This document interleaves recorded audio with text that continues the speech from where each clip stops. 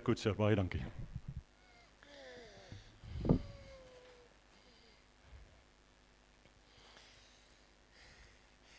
Hartlike goeienaand, geliefdes.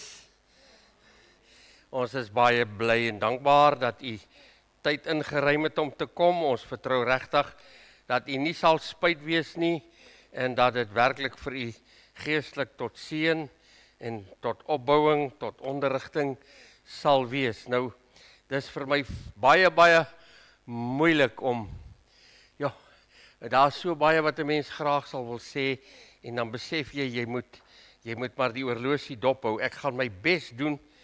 Ek het vir Dominee Ferdi gesê, ek wil graag donderdag aand hê as ons hier klaar maak dat u 'n baie mooi volledige prentjie het van wat vir ons wag en wat vir die wêreld wag vorentoe.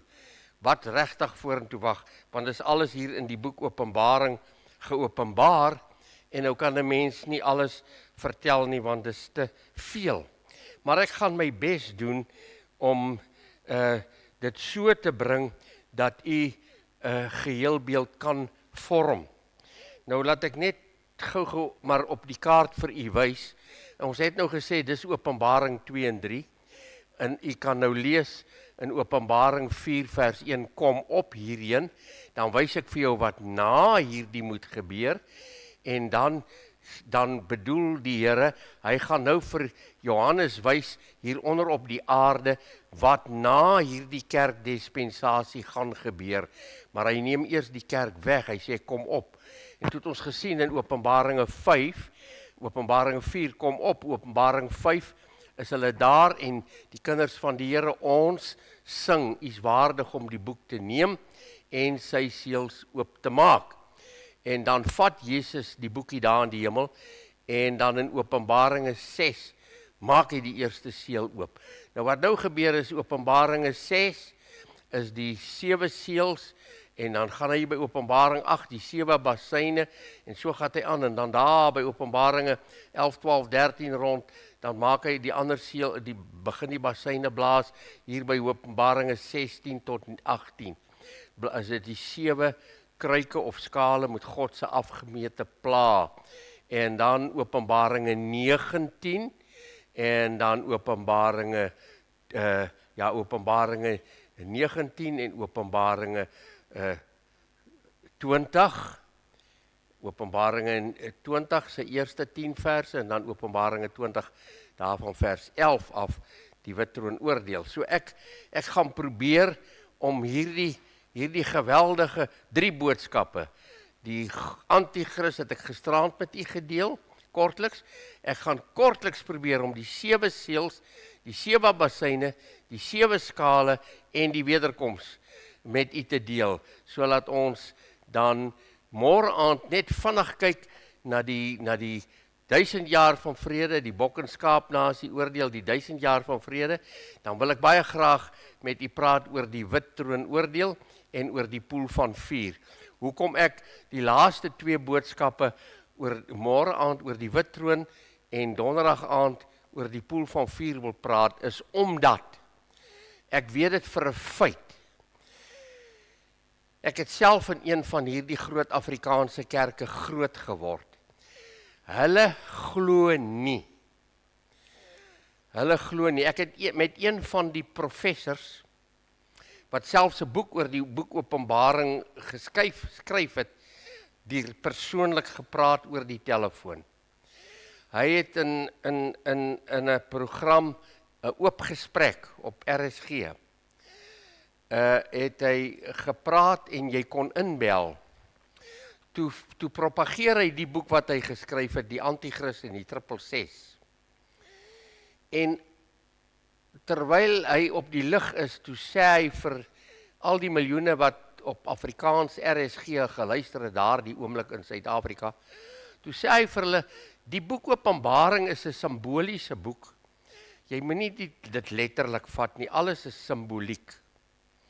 Nou toe hy dit sê, toe kon hierdie ou nou nie langer luister nie, toe bel ek ook in, want jy kon inbel. Toe antwoord hy my nogal. Maar ek is mos nou nie dom nie, ek gaan mos nou nie sê wie's ek nie. En hy vra my gelukkig ook nie wie sê ek nie. En ek sê vir hom, professor, ek luister nou na u gesprek en u verklarings en menings en uitsprake oor die boek Openbaringe. En u sê dis simbolies. Is die Here Jesus simbolies? Of is hy regtig? Want die boek Openbaring praat van die Here Jesus. Is dit simbolies? Of is die Here Jesus? Nee, natuurlik is hy. Ek sê nou praat die boek Openbaring ook van die duiwel. En ons het die ou slang al reg by Genesis, in die begin van die Bybel, was daar 'n slang, die ou duiwel. Is dit simbolies? Of is hy regtig? Nou, toe raak hy nogal ongemaklik, want ek vra daarom nou baie moeilike vrae. En toe sê ek vir hom, maar nou het u nog iets gesê wat ek u graag wil vra. U het gesê, dis nou simbolies, die Bybel praat u praat van die 1000 jaar, die 1000 jaar van vrede, en u sê, want iemand anders het dit gevra, u sê, die 1000 jaar van vrede breek vir jou aan, die oomblik as jy tot bekering kom, en jy maak vrede met God, dan is jy nou in die 1000 jaar van vrede. Jy is nou in die vrede. Toe sê ek vir hom, maar die Bybel sê, vir daai 1000 jaar gaan die Here Jesus die duiwel vang, en hy gaan hom in 'n diep put gooi, in Openbaringe 20 vers 1, gaan hy hom vang en hom in 'n diep put gooi, en bo hom verseël vir 1000 jaar, sodat hy die nasies nie meer sou verlei nie. Dit staan net so daar in Openbaring 20:1-2. O ja, sê hy, maar hy sal dan sy gebind soos 'n hond aan 'n lang ketting. Ek jok nie vir u nie. Toe sê ek vir hom, maar professor, ek sal daarom baie bly wees. Dan moet u net vir my nou sê, hoe lank is die duiwel se ketting? Want ek wil een van die dae of een van die jare aftree. En dan sal dit gaaf wees as ek weet waar trek die ketting styf. Dan kan ek so 20 meter verder my plekkie gaan bou. Dan weet ek die duiwel sal my nie daar bykom nie. Want soos wat ek nou lewe, het ek nog elke dag met 'n duiwel te doen. Ons word nog elke dag deur hom versoek, want my Bybel sê in 1 Petrus 5 vers 7, ek moet nugter en waaksaam wees, want my vyand die duiwel loop rond soos 'n brullende leeu, en hy soek wie hy kan verslind en verskeur. En toe piep my telefoon, en hy sê op die radio, oeps, daar verloor ons hom nou. Ek dink hy het gejok. Ek dink hy het 'n knoppie gedruk. Want hy kon my nie antwoord nie. Nou so ek weet vir 'n feit, daar is teoloë en kerke wat die mense leer, hier is nie 'n groot verdrukking nie, hier is nie 'n wegraping nie, hier is nie 'n 1000 jaar van vrede nie. Nou het ek al mense ook teëgekom, en my eie familie het vir my gesê, wanneer ek met hom praat daaroor, een van my swaars, want ek het 3 swaars gehad, party van hulle is nou al oorlede, dan praat ek met hulle, dan sê hy vir my, hy glo nie dit wat ek vir hom sê nie. Nou vra ek, wat glo jy? Hy sê nie, hy glo wat sy dominee vir hom sê. En sy dominee glo dit nie. Toe dog ek, ons het by die kuratorium geleer, by 'n baie groot godsman in 1968-69, by die kuratorium, toe ons kweekskool toe gaan, toe sê hy, onthou, as jy ooit in 'n argument betrokke raak oor die Bybel, moenie met 'n ou argumenteer nie, en moet ook nie kwaad word vir hom nie. Maar praat met hom so, en vra vir hom so, dat hy vir jou kwaad word, dan verloor hy die argument. Dan glimlag jy net en jy loop weg. Nou, toe sê ek vir my swaar, ek wil nou hê hy moet nou die argument verloor, toe sê ek vir hom, swaar, Jy moet nou, as jy nou weer, ek weet nie hoe baie gaan jy kerk toe, ek dink jy gaan nie elke Sondag nie. Maar die Sondag wat jy nou weer kerk toe gaan, moet jy vir jou dominee gaan sê. Jou swaar is ook 'n predikant. En jou swaar het vir jou gesê, jy en jou dominee is albei op pad hel toe, as julle nie weergebore word nie. Nou, of hy dit vir hom gesê het, weet ek nou nie, maar ek dink nie, hy sou nie, nee. Om vir sy dominee te gaan sê, jy is op pad hel toe nie. Maar, dis nou dit. Ek gaan probeer om hierdie 3 boodskappe, die groot verdrukking, met die seels, die basuine en die kruike, die skale, tot by die wederkoms met die vinnig te deel, dat u net die prentjie kry, en dan gaan ek met u probeer vir u wys die verskil tussen die Bema oordeel en die bok en skaap nasie oordeel. En dan is daar nog die wittroon oordeel.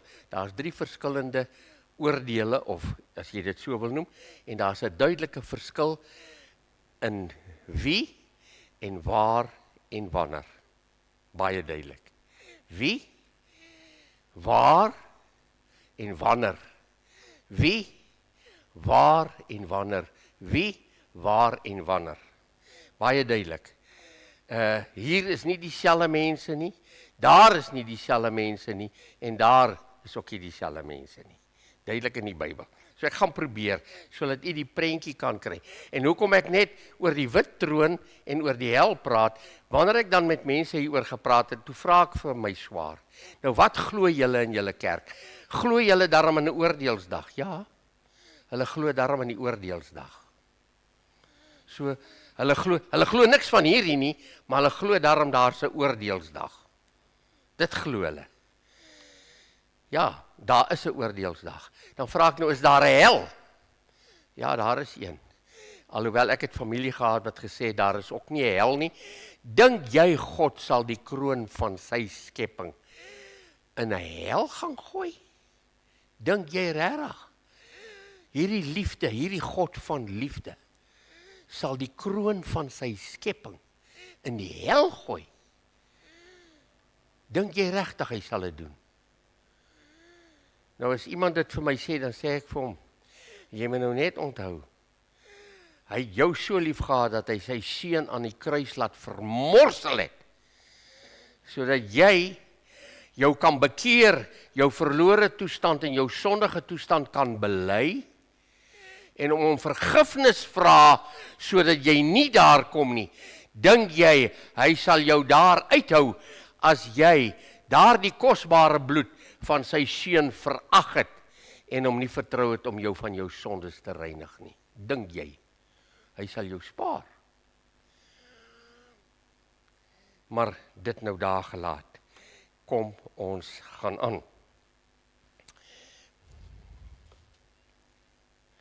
Nou, ek moet altyd onthou, kyk daar, dis 7:30. Nou, as ek nou, Dominee Olwagen het altyd gesê, dis nou 7:30, ek vat my 60 minute, moenie sleg voel nie.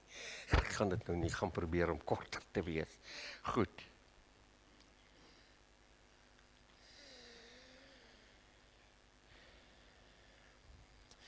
Here, laat die woorde van my mond en die oordeenkinge van my hart tog wel behaaglik wees voor u aangesig. Amen. Nou ek wil hê, u moet vandag net saam met my lees in die kosbare woord van die Here. En ek wil die gedeelte lees wat gaan oor die bok en skaap nasie oordeel. Want as jy agterbly by die wegraping en jy is so gelukkig om hier in Suid-Afrika te oorleef vir die 7 jaar van verdrukking, wat wag dan vir jou? En dit lees ons nou hier in Matteus 25. Wanneer die Here Jesus in vers 31 sê, en wanneer die Seun van die mens in sy heerlikheid kom, en al die heilige engele saam met hom, dan sal hy op sy heerlike troon sit. En voor hom sal al die nasies versamel word, en hy sal hulle van mekaar afskei, soos die herder die skape van die bokke afskei. En hy sal die skape van sy regterhand en die bokke aan sy linkerhand sit. Dan sal die koning vir die wat aan sy regterhand sê, kom julle geseëndes van my Vader, beerf die koninkryk wat vir julle berei is van die grondlegging van die wêreld af. Want ek het honger gehad en julle het my te ete gegee, ek het dors gehad en julle het my te drinke gegee. Ek was 'n vreemdeling en julle het my herberg gegee. Ek was naak en julle het my geklee, ek was siek en julle het my besoek. In die gevangenis was ek, julle het na my gekom. Dan sal die regverdiges hom antwoord en sê, Here, wanneer het ons u honger gesien en gevoed, of dors, en te drinke gegee? En wanneer het ons u 'n vreemdeling gesien, herberg gegee of naak en geklee? En wanneer het ons u siek gesien, of in die gevangenis, en na u gekom? En die koning sal antwoord en vir hulle sê, voorwaar ek sê vir julle, vir sover julle dit gedoen het, aan een van die geringstes van hierdie broeders van my, het julle dit aan my gedoen. Dan sal hy ook aan die aan sy linkerkant sê, gaan weg van my julle vervloektes, in die ewige vuur wat berei is vir die duiwel en sy engele. Want ek het honger gehad, julle het my te ete gegee nie. Ek het dors gehad, julle het my te drinke gegee nie. Ek was 'n vreemdeling en julle het vir my nie herberg gegee nie, naak en julle het my nie geklee nie, siek in die gevangenis, julle het my nie besoek nie. Dan sal hulle hom antwoord en sê, Here, wanneer het ons u honger gesien, of dors, of 'n vreemdeling, of naak, of siek in die gevangenis, en nie gedien nie? Dan sal hy hulle antwoord en sê, voorwaar ek sê vir julle, vir sover julle dit nie gedoen het aan een van hierdie geringstes nie, het julle dit aan my ook nie gedoen nie. En hulle sal weggaan in die ewige straf, maar die regverdig in die ewige lewe. Net hier eindig ons dan die voorlesing uit die woord van die Here. Nou hierdie gedeelte wat ek nou gelees het, gebruik hulle wat nie glo in die groot verdrukking ensovoort, soos wat ek vir u gesê het nie, wat net glo aan 'n oordeelsdag. En hulle sê, by die oordeelsdag sal die Here die skape en die bokke bymekaar maak, en die skape gaan hemel toe, en die bokke gaan hel toe, want daar staan dit in die ewige vuur. Het staan daar. Daar staan, hy sal hulle in die ewige vuur gooi. Laat ek kyk watter versie is dit. Sy engele, daar is hy vers 41. Vervloekt is in die ewige vuur, wat berei is vir die duiwel en sy enge. Die ewige vuur, aionios, pyros. Aionios is ewig. Pyros is vuur. Nou sal môre aand wanneer ons, of donderdag aand, sal ons oor hierdie twee woorde, ewig en vuur, bietjie praat. Wat beteken ewig? Wat beteken vuur? Maar kom ons kyk vinnig net na wat nou hier gaan gebeur. Voor ons by hierdie bok en skaap nasie oordeel kom, gaan die 7 jaar van verdrukking uitloop. Nou, ek het nie tyd om dit mee te deel nie, maar in Daniël 9 kan u baie duidelik gaan lees, praat hy van 70 7-talle. Nou 70 7 is 490. En dan sê hy, dan praat hy van 62 7-talle, en dan kan jy die sommetjie gemaak, en 7 7-talle, dan sal jy sien, dit kom uit net by 483. Nie by 70 7's nie, maar by 69. En dan later in die hoofstuk, dan sê hy, daar bly 1 week oor. Daar bly 1 week oor, en as jy Daniël 9 mooi lees, en ook Daniël verder lees, dan kry jy baie duidelik, dat hy praat van hierdie 1 week wat oorgebly het. Hy sê, daar was net 62 7-talle toe Jesus gekruisig. Maar dit nou daar gelaat, ek kan nie met u daaroor praat nie, maar dis waar ons die 7 jaar van verdrukking kry. Nou ja, Dominee Ferdi kan later met u al hierdie fynere detail deel, wanneer hy oor hierdie wonderlike woord met u praat, maar hierdie 7 jaar begin, en as jy jou Bybel nou by jou het, dan kan jy nou vinnig oopmaak, en jy kan Openbaring 6 oopmaak. Ons het nou gesien, Openbaringe 5 is in die hemel, en ons sing, is waardig om die boek te neem en sy seels oop te maak. Waardig om die boek te neem, sy seels oop te maak. Dan vat Jesus die boek daar in die hemel, en hy maak die eerste seel oop, en jy sien dit in Openbaringe 6, jy kan dit gaan lees. Hy maak die eerste seel oop, in Openbaringe 6 vers 1. Hy maak daardie seël, eerste seël oop. En dan, as hy daardie eerste seël oopmaak, in Openbaringe 6 vers 1 en 2, dan kom die Antichrist. Dis nie Jesus op die wit perd nie. Jesus maak in die hemel die boekie oop, sy seels. Hoe kan hy onder op die wit perd aangery kom? Hy is in die hemel besig om die boekie oop te maak. Toe die lam die seels oopmaak, toe kom daar 'n ruiter op die wit perd. Jy moet dan baie Afrikaans dan baie sleg ken. As jy nie die onderskeid kan sien tussen die lam en die ruiter op die wit perd nie. Dis mos glad nie dieselfde persoon nie. Die lam vat die boekie in die hemel, sê Openbaringe 5, en hy maak die eerste seël oop. En daar kom 'n ruiter op die wit perd onder op die aarde, met 'n boog in sy hand. Dit staan so daar. Ons sien, by die eerste seël kom die Antichrist. Wit, die simbool van vrede. En as jy nou Openbaringe 6 verder gaan lees, dan sal jy nou sien wat hy doen. Daar kom 'n totalitêre wêreldregering, die nuwe wêreldorde, een wêreldregering. Dis wat die Here verhoed het by die toring van Babel. Hulle daar by die toring van Babel gesê, ons gaan 'n toring bou, dat ons een volk, een regering, een taal bly. Gaan lees Genesis 10 in plekke. En die Here het gesien, as hierdie klomp dit reg kry, dan bring hulle 'n een wêreldregering tot stand onder leiding van Satan. En God het 'n briljante plan, en hy verwar hulle. Nou kan jy net dink, hulle bou nog aan daai toring. Miskien die Vrydag en die Saterdag, Chailale, Vrydag aand, Chailale, hulle gaan huis toe. Daar's 'n messelaar, en daar's 'n carpenter, en daar's 'n dagamenger, en 'n steenmaker, en wat jy hulle ook al wil noem, en hulle bou 'n toring, en daar's 'n klomp wat werk. Hulle is almal huis toe. Maandagoggend begin hulle werk. Daai ou wat bou staan daar op die toring, en hy skree daga, daga, daga, en daai ou daaronder dink, die ou vloek hom. Want skielik praat die ou 'n taal wat hy glad nie verstaan nie. En hy praat met daai ou terug, en daai ou daarbo dink, hierdie ou van onder af vloek hom, want hy praat Grieks. En daai ou praat Italiaans. Of watter taal ook al. En hulle vloek mekaar in hulle taal, maar dit help in elk geval nie, jy vloek hom in Engels nie, want hy verstaan nie Duits nie. Of jy vloek hom in Duits en hy verstaan, want hy is nou Engels. Kan jy dink die verwarring, die Bybel sê daar het 'n verwarring gekom. En daai ou gooi sy troffel neer, en daai ou gooi die stene neer, en daai ou gooi die krywa neer, en hy gaan huis toe, en hy kom by die huis en hy praat Duits met sy vrou, en sy verstaan hom. En hy sê vir haar, maar daai ou wat daar bo staan, hy praat 'n vreemde taal, hy moet dronk wees. 'n Verwarring. En God verdeel hulle op, en hulle word verskillende nasies, en die Bybel sê, sodat hulle nie een wêreldregering en een kan wees nie. God is die God van apartheid, van afsondering. Jy kan nou maar sê, ek praat politiek, ek gee nie om nie, ek praat Bybels, ek gaan dit vir jou in die Bybel wys. God maak dat hulle afgesonderd raak.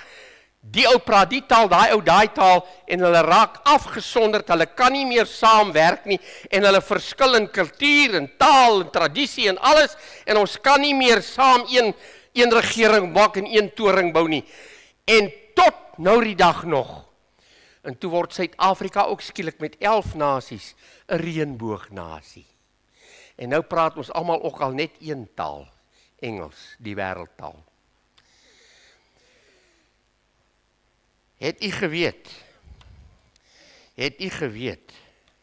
dat die Here God, Israel, dis hierdie, ek wil hierdie streepies, dat ek net kyk of ek dit gou in my boek kry, want ek vergeet dit gewoonlik. Hierdie 4 strepe, daar's die swart streep, daar's 'n grys streep, daar's 'n rooi streep, en daar's 'n groen streep. Kom ek sê vinnig vir u. Jy sal sien die swart streep gaan hierin en alles word swart. Die grys en die rooi verdwyn hier na die einde toe. Na die 3,5 jaar is in die middel van die 7 jaar. Word alles net swart. Maar hierdie groen streep gaan hier deur en hy bly dwars deur gaan en hy word wit tot in die 1000 jaar van vrede in. En daar kom die grys streep weer uit. Na die bok en skaap nasie oordeel kom die grys streep weer uit. Wat beteken dit? Maklik. Die swartes, die Here in die Bybel deel al die volke net in 2 groepe. Die Here Jesus deel al die volke en nasies wat hy geskep het by die toring van Babel en daarna ander wat nog bygekom het en ontwikkel het, deel die Here God net in 2 groepe. Hy deel die hele wêreldbevolking in 2 groepe, al die nasies. Daar lees ek dit in Matteus 25. Al die nasies, gaan lees dit mooi, die nasies deel hy in 2 groepe. Nie mense nie, die nasies deel hy bokke en nasies skape. Nie mense een nie, hierdie nasie, 'n voorbeeld die Russe, bokke, 'n voorbeeld die Amerikaners, skape. Nou, hoe weet ons, watter nasie is 'n bok, en watter nasie is 'n skaap? Wel, die Here Jesus sê dit. Hy sê, sover julle dit aan my broeders gedoen het, het julle dit aan my gedoen. Jy kan maar weer Matteus 25 van vers 30 wel lees. Ek het nou nie tyd om al die versies vir u te quoteer nie, maar dit het ek vir u gelees. Ek hoop jy het gehoor, toe ek dit vir u lees. In Matteus 25 van vers 31 af. Jy moet dit maar weer gaan lees. Die nasies word in 2 groepe gedeel. Bok, swart, skaap, grys. Nou wat dan van die rooi en die groen? Die rooi is Openbaringe 5 vers 9. U is waardig om die boek te neem, want u het ons met u bloed gekoop uit elke volk en taal en stam en nasie. Met ander woorde, die rooi is uit al die bokke en al die skape. Hy sê dit, uit elke volk en taal en stam en nasie is daar bloedgewastes. Mense wat tot bekering gekom het. Of hy nou 'n boknasie Rusland is, of 'n Chinees, en of hy nou 'n skaapnasie Amerikaner of Engelsman is, hulle kom tot bekering en dan word hy kerk, dan word hy bruid van Jesus. Dis hoekom hulle weggeneem gaan word. En dan sal jy sien, die rooi gaan nog 'n bietjie aan. Ek sê, dis daai bietjie rooi, as al die EG lidmate wat ongered agtergebly het, want hulle gaan ook tot bekering kom. So, hulle gaan ook, maar hulle gaan doodgemaak word, dis hoekom hulle nie aan die ander kant gaan uitkom nie. Maar die groen is die Jode. Die Jode is apart. Die Jode is apart. Luister hier. Die Jode tel nie onder die nasies nie. Nie onder die boknasies nie, en ook nie onder die skaapnasies nie. Nou gaan nie vir my vra nou, maar Dominee sê net vir my, wie is 'n boknasie en 'n skaapnasie? Die nasies wat die Jode haat, hy sê, sover julle dit aan my broeders gedoen het, het julle dit aan my gedoen. Die nasies wat die Jode haat, is boknasies. Die Russe, die Chinese, ons eie swartes, wat saam met die Palestyne en die moslems teen Israel is. Al die nasies wat teen Israel is boknasies. Al die nasies wat vir Israel is skaapnasies. Dank die Here, toe ons nog laas geregeer het, was ons nog skape. Ek weet nie nou wat is ons nie, want ons regeer nie meer nie. Maar ek dink in ons harte is die meeste Afrikaners is daarom nog aan die Jode se kant. Ek was in 1967 met vol toerusting gereed om op die vliegtuig te klim, die Suid-Afrikaanse weermag, ons was op gereedheid grondslag om op die vliegtuig te klim en Israel te gaan help teen Jordanië en Egipte toe hy aangeval is in die blitsoorlog van Junie 1967. Ons sou die Jode gaan help het, maar die Here het dit gedoen, dit was nie nodig dat ons gaan nie. Ons was nog aan die Jode se kant, skaapnasie. Maar dit nou daar gelaat, die Jode is apart, hoor hier. Hoor hier. Numeri 23 vers 9. Kyk, 'n volk wat afgesonderd woon en hom nie tot die nasies reken nie. Dit staan in jou Bybel. 'n Volk afgesonderd, wat hom nie tot die nasies, nie enige van die nasies, bok of skaap, reken nie. Hy's apart. Hy's afgesonderd, dis die woord, apart. Eksodus 33 vers 16. So sal ons, sê Moses vir die Here in Eksodus, so sal ons, en nou identifiseer hy, ek en u volk, onderskeie wees van elke volk wat op die aarde is. Nou, as jy nie Afrikaans verstaan nie, dan kan ek dit nou vir jou in Engels sê, maar ek dink jy verstaan dit daarom. So sal ek en u volk, sê Moses, ons is onderskeie van al die volke op hierdie aarde. Ons tel nie onder hulle nie. Ons is anders. 1 Konings 8 vers 53. En hy sê, want u het hulle vir u as erfdeel afgesonder uit al die volke van die aarde, soos u deur die diens van Moses, u knegt, gespreek het. Toe u Here, ons vaders uit Egipte uitgelei het. Toe het God gesê, ek haal my volk onder hierdie klomp uit. Hulle moet eenkant wees. Hulle kan nie langer onder Farao bly nie. My volk is 'n eenkant volk. Ester 3 vers 8. Toe Haman en sy gespuis die Jode wou uitwis in die tyd van Mordegai en Ester se tyd. En toe staan daar is 'n een volk. Daar is een volk wat afgesonderd is tussen die volke. En hulle wette is anders as die van enige volk. Ek het 4 teksverse in die Bybel wat sê dat die Jode nie onder die bokke of die nasies stel nie. Want al die nasies van die wêreld word deur Jesus by daardie oordeel in 2 groepe gedeel. Bok of skaap, nasie, nie individu nie. En as Suid-Afrika, as die Afrikaner volk 'n skaapnasie is, sal hulle onder die skape tel by die oordeel. En as enige ander nasie in Suid-Afrika teen Israel was, sal hy as 'n boknasie tel. En enige ander nasie op die wêreld, as hy teen Israel is hy 'n boknasie. As hy vir Israel is, weet jy hoekom?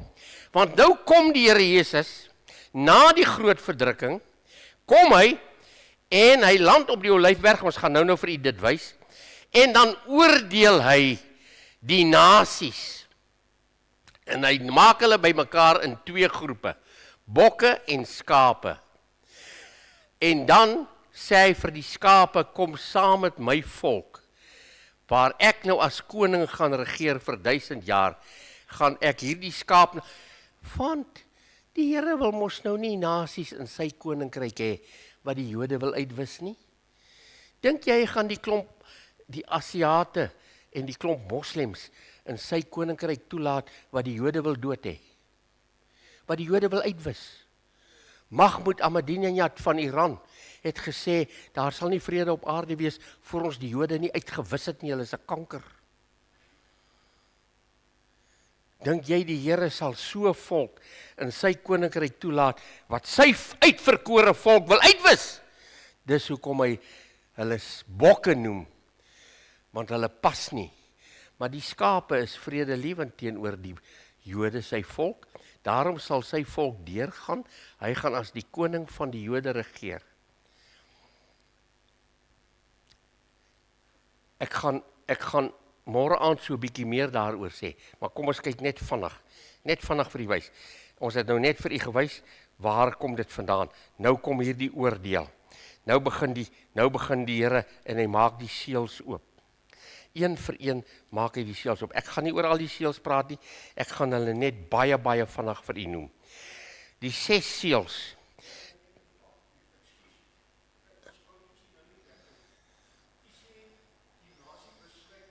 Goed, nou sien ons, die Here maak die seels een vir een oop. Die antichrist kom met die eerste seël op die wit perd, die tweede seël op die rooi perd is oorlog. Die derde seël in Openbaring 6 vers 5, daar's groot hongersnood, swart perd, hongersnood. Alles word afgeweeg en afgemeet. Die vierde seël, die dood van 'n kwart van die mense op die aarde, as gevolg van die vaalperd, waar die antichrist die mense net doodmaak, en hy sien martelare onder die troon, wanneer hy die vyfde seël oopmaak, deur mense wat deur die antichrist gedood word, want hulle kom nou tot bekering. Hulle besef nou, hulle moet die merk vat. Hulle besef nou, hulle moet die Satan aanbid, en as hulle weier, omdat hulle Jesus gekies het, word hulle doodgemaak. Jy kan dit alles gaan lees, daar in Openbaringe 5, Openbaringe 6, wanneer die seels oopgemaak word. Wanneer hy die sewende seël oopmaak, dan bring hy die engel met die 7 basyne. Dan kom die engel met die 7 basyne in Openbaringe 6 vers 7. En wanneer daar die basyne blaas, dan kom God se oordeele. Dis basyne wat oordeele aankom. Dan sien jy die oordeele wat die Here bring oor die wêreld. Die eerste basyn in Openbaring 8 vers 7 is byvoorbeeld daardie groot haal en vuur met bloed gemeng. Dit was presies wat die 7de plaag in Egipte was. En niemand het nog ooit getwyfel en gesê, daar was nie so 'n plaag in Egipte nie. Daar was nie 'n plaag in Egipte van haal en vuur en bloed nie. Dis die 7de plaag. Gaan lees dit maar, baie duidelik in Eksodus 9. Dan sien ons, wanneer hy die volgende basyn blaas, die tweede basyn blaas, in Openbaring 8 vers 9, dan is daar 'n berg van vuur, en dit val, daai berg, daai groot berg wat brand met vuur in die see, in Openbaring 8 vers 8, en dan sien ons, daar word 'n derde van die skepe en alles vergaan in die see, en dit word bloed, die eerste plaag van Egipte, dit word bloed.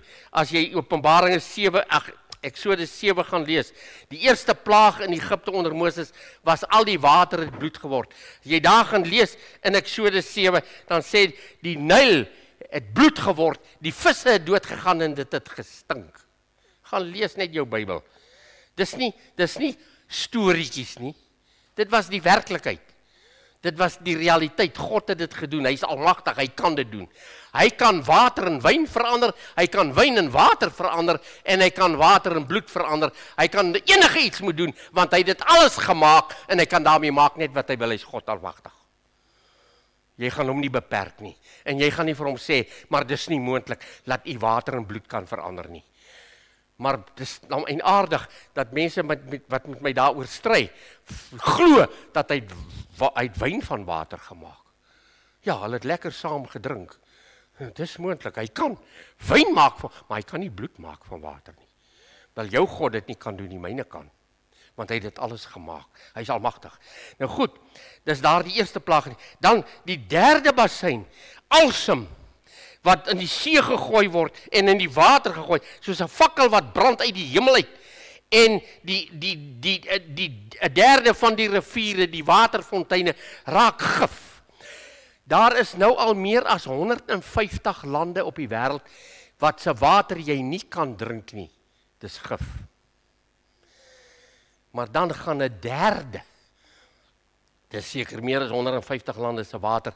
Die mense dit drink, as hulle word siek en gaan hulle dood. Die Here gooi gif in die water. Dis nogal interessant. Dat dit voorspel is. In Jeremia 9 staan daar, kyk, ek gee hulle wilde als en gif water om te drink.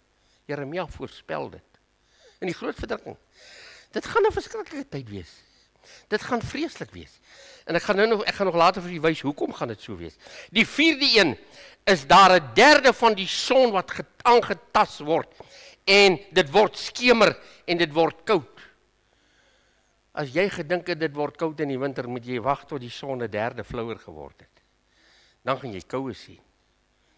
Die Here is besig om die vloek wat hy in Genesis 3:17 oor hierdie aarde uitgespreek het, te voltrek in sy oordeele.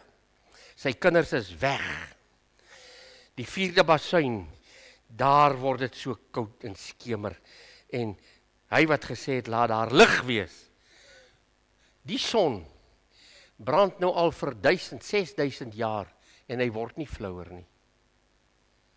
Maar dan tas die Here hom aan en dan word hy flouer. Nou sien ons wat gebeur by die 5de bassein. Daar kom gedrogte uit wat die mense pynig in Openbaring 9. Die mense word gepynig met bose geeste en demone wat hy vrylaat.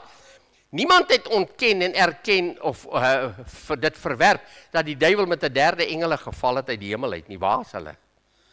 Niemand het dit nog ontken nie. Maar hier kom hulle en die Here laat hulle los. Hy laat hulle vry uit sy gevangenis uit. En hulle lyk soos perde toegerus vir oorlog. Gesigte soos mense gesigte. Hulle word beskrywe daar in Openbaringe. En hierdie bose gedrogte kry opdrag om nie skade aan die skepping te doen nie, maar hulle moet die mense op die aarde pynig. Duiwels. Die 6de bassein. Bose engele wat kom. Want die dag en die uur en die maand is bepaal vir hulle wanneer hulle moet kom. En wanneer die 7de bassein blaas, kondig hy die 8 skale aan. Die 8 skale. En dis groot rampe en ellende. In Openbaringe 8 sterf 'n 4de. Met die 4de seël van die mense. 'n kwart. En in Openbaring 6. Openbaring 9 sê hy sterf 'n 3de. Nou 'n kwart en 'n 3de. 'n kwart is 3/12. En 'n 3de is 4/12. 3/12 en 4/12 is 7/12. 57% van die mense wat agtergebly het. Hoeveel miljoene weg is van die 8 biljoen weet ons nie.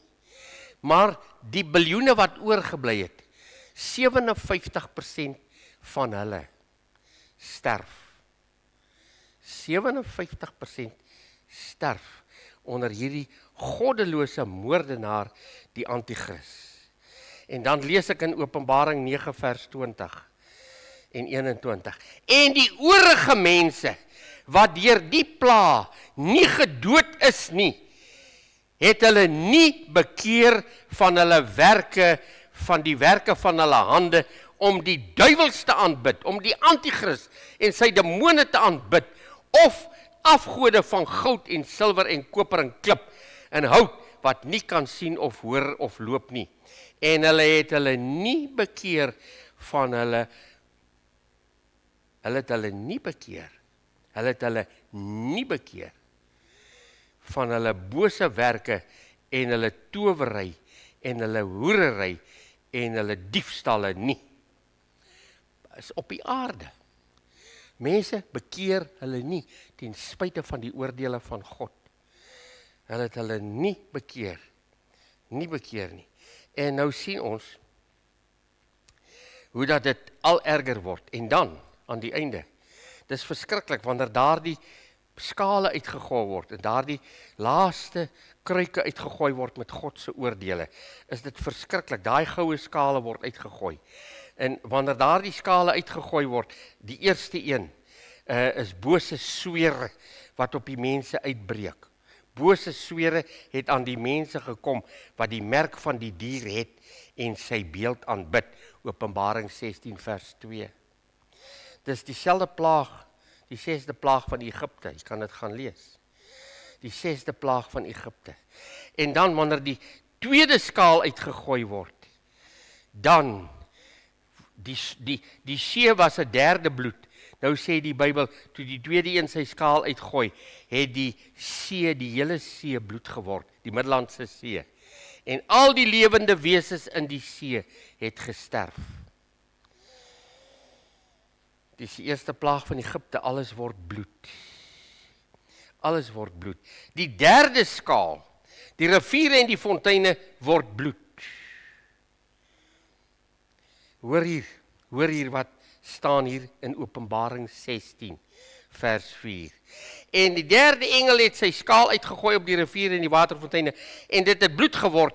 En ek het die engel van die waters hoor sê, regverdig, Here, is U wat is en wat was. U, die Heilige, omdat U hierdie oordeel uitgevoer het, want hulle het die bloed van heiliges en profete vergiet, en U het aan hulle bloed gegee om te drink, want hulle het dit verdien. En ek het 'n ander een uit die altaar hoor sê, ja, Here God, Almagtige, waaragtig en regverdig is U oordeele. Jy gaan nie verbykom nie. Jy het nie 'n kat se kans nie. Jy het nie 'n kat se kans. Die 4de skaal, daar word hy uitgegooi in Openbaringe 16 vers 8 en 9. En toe, die son was 'n derde kouer. Nou word die son so warm, dat hy hulle brand en hulle skroei. Hy het gegee, die son op die skaal op die son uitgegooi. Daar is gegee om die mense met vuur te skroei. En die mense is geskroei met 'n groot hitte. En hulle die naam van God gelaster, wat mag het oor hierdie pla, en hulle het hulle nie bekeer om hom heerlikheid te gee nie. Hierdie mense het agtergebly, en hierdie pla van God kom oor hulle. Hulle weet dit kom van die Here af, want niemand anders kan die son aanraak nie. Dit moet net God wees. Pleks laat hulle tot hom bekeer, nou vloek hulle hom. Kan jy dit glo? Hier staan dit. Hulle bekeer hulle nie, hulle weet dis God wat dit doen, hulle sê dit. Hulle het God gevloek, omdat hy dit aan hulle doen. Nou waar wil jy eindig in die ewigheid, as jy hier op aarde God staan en vloek, oor jy agtergebly het, omdat jy Jesus verwerp het, as jou verlosser en saligmaker. Waar dink jy om te eindig? Jy's arrogant en verwaand en dom. Maar ek gaan aan. Wanneer hierdie skale uitloop en die Here sy oordeele op hulle uitgooi. Ek maak 'n groot sprong. Ek wil afsluit, die tyd hardloop so vinnig. Ek lees in Esegiel 38 hierdie woorde. In my ywer, in die vuur van my grimmigheid, waarlik, in die dag sal daar 'n groot aardbewing wees van in Israel. En dit gaan die Olyfberg in 2 split. Daai groot aardbewing, dit staan in Sagaria, ons sal môre aand 'n bietjie daaroor praat. En die Here het gesê in Matteus 24, daar sal 'n verdrukking wees, soos daar op hierdie aarde nog nie gewees het, van dat daar mense op woon nie. Dis 'n verskriklike tyd wat kom. En wat nou gebeur is, daai 7de skaal uitgegooi word hier op die aarde. Dan staan daar, die eilande raak weg, berge raak weg, daai groot aardbewing, en die Here gooi 'n talentswaar haalstene uit die hemel op die mense, want hulle het God gelaster, en hulle het God nog meer gelaster oor die plaag van die haal, omdat sy plaag ontsettend groot was, in Openbaring 16 vers 21. Weet jy, die Here het dit voorspel. Die Here het hierdie plaag van die haal in sy woord voorspel. Dit staan so in die Bybel vir ons opgeteken. Hy vra, en ek moet nou net kyk of ek dit vinnig kan kry. In Psalm 9 vers 8 is hierdie profesie. Hy het sy troon reg gesit vir die oordeel. En hy sal die wêreld oordeel in hulle ongeregtigheid en die volke vonnis met reg. Dan gaan hy hierdie haalstene op hulle gooi. Uit die hemel uit gaan hy hierdie haal op hulle gooi. Hy sê, dan sal ek die nasies versamel in die dal van Josafat, om daar met hulle 'n strafgerig te hou, ter wille van my volk en my erfdeel Israel, wat hulle onder die nasies verstrooi, en my land wat hulle verdeel het. Roep uit onder die nasies, heilige oorlog. Die Here het 'n saak met die nasies oor wat hulle aan Israel gedoen het. En dit onderstreep die feit dat hy 'n oordeel gaan hê oor die nasies wat hulle soos bokke teenoor die Jode gedra het. Want hy roep 'n oorlog uit teen die nasies wat sy volk in ballingskap geneem het, hulle land gevat het en hulle verstrooi het. Die nasies wat dit gedoen het, gaan deur God geoordeel word. Hy gaan deur God geoordeel word. Haas julle en kom aan, alle nasies rondom, versamel julle, laat julle helder daarheen kom. Die nasies moet hulle klaarmaak en optrek na die dal van Josafat, want daar sal ek sit om gerig te hou oor al die nasies rondom. Steek die sekel in die oes, want die oes is ryp. Kom trap, want die parskyp is vol, die kuipe loop oor, want hulle boosheid is groot, menigtes metig in die dal van beslissing, want naby is die dag van die Here in die dal van beslissing. Dis Joël in Joël 3 vers 11 wat dit voorspel. Daar kom 'n vreeslike, verskriklike tyd, wat die Here hierdie groot oordeel oor die nasies gaan bring. Nou, die tyd hardloop so vinnig, kyk daar, dis al klaar tyd om af te sluit. Hy gaan haalstene op hulle afgooi. 50 kilogram. Dis 118, 120 pond. Is daai haalstene groot. Nou, dis baie interessant. Die psalmdigter het dit voorspel. In Psalm 147 hierdie woorde. Vers 17. Hy werp sy ys heen, so stukke. Wie kan bestaan voor sy koue? Wat dink jy gaan van die mensdom oorbly, wanneer 120 pond swaar haalblokke uit die hemel uit op hulle geval het? Sê jy, dis onmoontlik? Die Here het dit bymekaar gemaak. Daar's 'n teksvers en ek gaan so vinnig aan. Hy het vir Job gevra. Dis iewers in Job. Nou is my gedagtes vinnig weg. Waar hy vir Job gevra het jy by die skatkamers van die hemel gekom en die ys wat ek opgegaar het vir die dag van oordeel? Dit staan in Job. Dit staan in Job. Het jy dit gesien, daai ys wat ek opgegaar het vir die dag van oordeel? Ja, en wanneer al hierdie pla volbring is in daai 7 jaar, dan maak die Here Jesus om te kom. In daai 7 jaar het ons nou 7 jaar vir 'n week lank bruilof gevier, en nou kom ons saam met Jesus. En ek gaan afsluit, en net vir u sê, dit staan so in Openbaring 19. Ek wil dit net vir u lees en dan sluit ek af. Want môre aand sal ons verder gaan en sien wat gebeur wanneer Jesus kom. Wat gebeur wanneer Jesus kom? Met die eerste fase het hy net tot in die lig gekom. Hy het nie tot op die aarde gekom nie. In Openbaring 19 lees ek dan hierdie woorde. Toe ek die hemel geopen gesien, daar was 'n wit perd, en hy wat daarop sit word genoem getrou en waaragtig, en hy oordeel en voer oorlog in geregtigheid, en sy oë was soos 'n vuurvlam, en sy hoof was krone, en hy het 'n naam wat geskryf is, wat niemand ken nie behalwe hy self. Hy was bekleed met 'n kleed wat in bloed gedoop was, en sy naam was die woord van God. En die leers in die hemel het hom gevolg op wit perde, gekleed of bekleed met wit en rein fyn linne. En ons het Sondagoggend vir u gesê, dit is wat die bruid gaan aan hê, in 19 vers 6, 7 en 8.